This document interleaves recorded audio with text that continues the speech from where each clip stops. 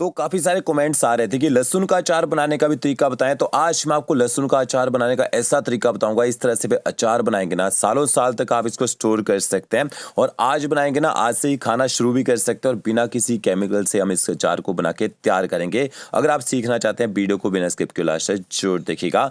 सबसे पहले 1 किलो यहाँ पे मैंने लहसुन लिया है। अब जब भी आप लहसुन का अचार डालें, आपने मोटे वाले लहसुन का यूज़ करना है। क्योंकि इसको छीलने में टाइम कम लगता है। तो यहाँ पे 1 किलो मैंने लहसुन लिया है। अब इसके बाद आपने क्या करना है, इसके जो डंठल हैं वो आपने हटा देने हैं और थोड़े से जो छिलके हैं वो निकाल देने हैं। अब छीलने का तरीका बताता हूँ, इसको आप जल्दी कैसे छील सकते हैं। आजकल जो सर्दियाँ ना, सर्दियों में लहसुन थोड़ा सा ना फूलना शुरू होता है, तो ये जल्दी भी इसका छिलका जो वो निकल जाता है। तो क्या देखिए, इस तरह से आपने डंडी जो वो हटा देनी है और लहसुन को आपने ना एक प्लेट में डाल देना है। इस तरह से बाहर के छिलके हैं वो हटा दीजिएगा। अब यहाँ पे माइक्रोवेव है आपके पास, तो इसको ना माइक्रोवेव में डाल दीजिए। अब वैसे तो तरीके कई सारे हैं, गर्म पानी में कुछ भिगो के भी उसका छिलका उतारते हैं, बट उससे ना फ्लेवर चला जाता है। तो 40 से 45 सेकंड तक आपने लहसुन को गर्म कर लेना है। इससे लहसुन सॉफ्ट भी हो जाएगा, इसका छिलका भी निकल जाएगा। और एक बात, आप इसको ना अगर धूप है तो धूप में भी रख सकते हैं 2 से 3 घंटे तक, तो इसके छिलके ना जल्दी निकल जाते हैं। अब आपने गर्म लहसुन को यहाँ पे कपड़े में डाल देना है, देखिए इस तरह से।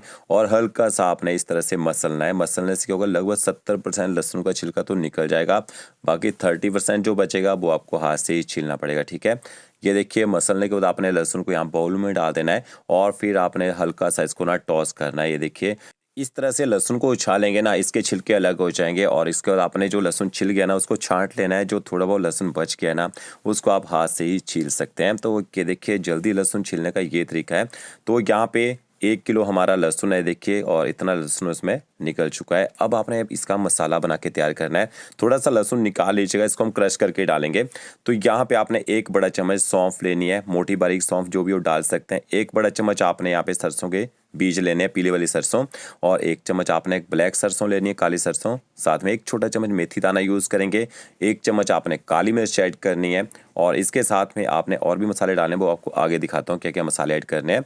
एक पैन ले लीजिए, इसमें आपने सौंफ ऐड कर देनी है। साथ में आपने पीली सरसों ऐड करनी है, पीली सरसों से अच्छा टेस्ट आता है। और इसके साथ में काली सरसों भी ऐड कर दीजिए।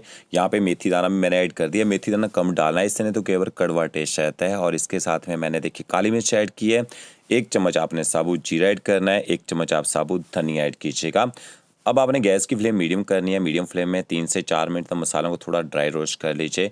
इससे मसालों का एक तो फ्लेवर एक्टिवेट हो जाता है, दूसरा मसाले जो है ना ड्राई होने के बाद अच्छे से पीस भी जाते हैं। तो क्या देखिए, मसालों को हल्का सा मैंने गर्म कर लिया, थोड़े मसाले यहाँ पे चटकना शुरू भी हो चुके थे। अब आपने मसालों को ठंडा कर लेना है। ठंडा करने के बाद आपने इनको ना ग्राइंडर जार में डाल देना है। कूट के डालना चाहें कूट के भी डाल सकते हैं, दरदरा सा कूटना है। ऊपर से कवर कर देते हैं। आपने मसाले को थोड़ा दरदरा सा क्रश कर लेना है। ये देखिए, ये अचारी मसाला तैयार हो चुका है। अब आपने कढ़ाई लेनी है और उसमें आपने 100 ml यहाँ पे ऑयल ऐड करना है। जब भी आप अचार बनाएं, सरसों के तेल का यूज़ करें, अच्छा फ्लेवर आता है। तो तेल को मैंने कढ़ाई में डाल दिया है, तेल को थोड़ा गर्म कर लेते हैं। इसके बाद आपने लहसुन जो छील के रखा होगा ना, वो ऐड कर देना है। और लहसुन को आपने यहाँ पे थोड़ा शैलो फ्राई कर लेना है, थोड़ा सॉफ्ट करने के लिए। और गैस की जो फ्लेम है आपने मीडियम रखनी है। 4 से 5 मिनट तक आपने इसको शैलो फ्राई करना है। ज़्यादा देर नहीं पकाना है, ज़्यादा आपने इसको गलाना नहीं है, क्योंकि अचार जो है ना ज़्यादा गला देंगे बाद में उसका ना फिर पेस्ट ही बन जाएगा। तो क्या देखिए, बीच बीच में आपने इसको पलटी भी करते रहना है। तो यहाँ पे देखिए, लहसुन को मैंने थोड़ा सा कलर आने तक यहाँ पे शैलो फ्राई कर लिया। गैस की फ्लेम बंद कर देते हैं।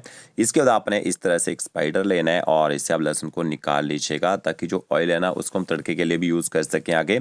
तो सारे का सारा लहसुन आपने इसी तरह से निकाल लेना है, या फिर छन्नी में छान सकते हैं। अब आपने ना जो लहसुन थोड़ा निकाल के रखा था, कच्चा लहसुन, वो लेना है। थोड़ा सा अदरक लीजिएगा। यहाँ पे अदरक का छिलका निकाल के आपने इसको ग्राइंडर जार में डाल देना है और लहसुन को भी साथ में ही डाल दीजिएगा।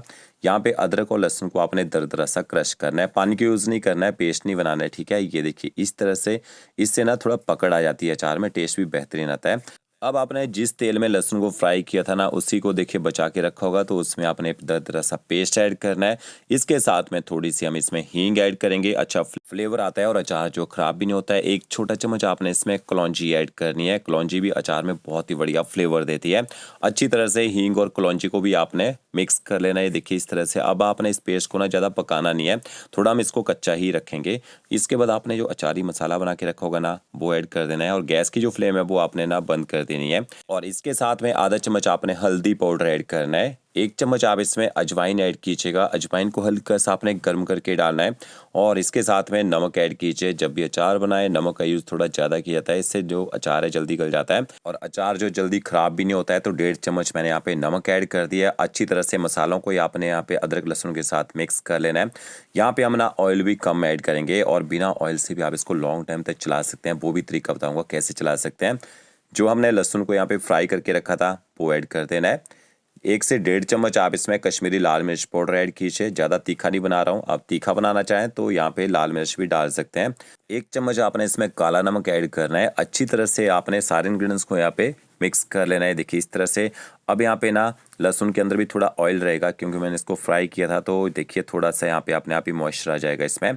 तो ये देखिए अच्छी तरह से लहसुन को मैंने मसालों के साथ यहाँ पे मिक्स कर लिया। अब अचार को ना ख़राब होने से क्या हो जाता है, यहाँ पे एसिड रहता है, कोई भी एसिड डाल सकते हैं आप। यहाँ पे ना गलगल का यूज़ कर सकते हैं। आजकल मार्केट में इजीली मिल जाते हैं। गलगल नहीं है, आपने 8 से 10 नींबू लेने हैं, उनका रस निचोड़ लेना है, वो डाल सकते हैं। ये देखिए गलगल के अंदर काफ़ी रस रहता है, तो इसका जो रस है वो आपने इस तरह से निकाल लेना है। या फिर आप यहाँ पे विनेगर का यूज़ कर सकते हैं, बट मैं आपको यहाँ पे रिकमेंड करूँगा कि आप नींबू का रस डालिए या फिर गलगल मिलता है ना, तो एक गलगल का रस आप इसमें डाल दीजिए। इससे आपका जो अचार है ना सालों साल तक ख़राब भी नहीं होगा, खट्टा टेस्ट भी आ जाएगा और एक गलगल काफ़ी हेल्दी भी होता है। तो ये देखिए गलगल का रस आपने इस तरह से ना छान के डालना है ताकि इसके जो बीज हैं वो ना जाए। अच्छी तरह से मिक्स कर लेते हैं। अब देखिए आपका अचार थोड़ा गीला भी हो गया ना, मसालों को फूलने का यहाँ पे मौका भी मिल जाएगा। तो इस तरह से आप ये अचार बना के देखिएगा, बहुत ही ज़बरदस्त बनेगा। स्टोर कैसे करना है, आपने एक कांच का जार लेना है, प्लास्टिक का डिब्बा भी यूज़ कर सकते हैं। यहाँ पे आपने ना यहाँ पे देखिए अचार इस तरह से डाल देना है और इसके बाद आपने अच्छे से ऊपर से कवर कर देना है। यहाँ पे जब भी आप अचार लेने के लिए यूज़ करें तो एक सूखे चम्मच का यूज़ करना है, इसमें पानी नहीं लगना चाहिए बस, ठीक है। तो ओके देखिए कितना ज़बरदस्त बना है। तो फ्रेंड्स वीडियो अच्छा लगा होगा लाइक शेयर कमेंट जरूर कीजिएगा। ओके फ्रेंड्स मिलते हैं नई वीडियो के साथ। Thank you.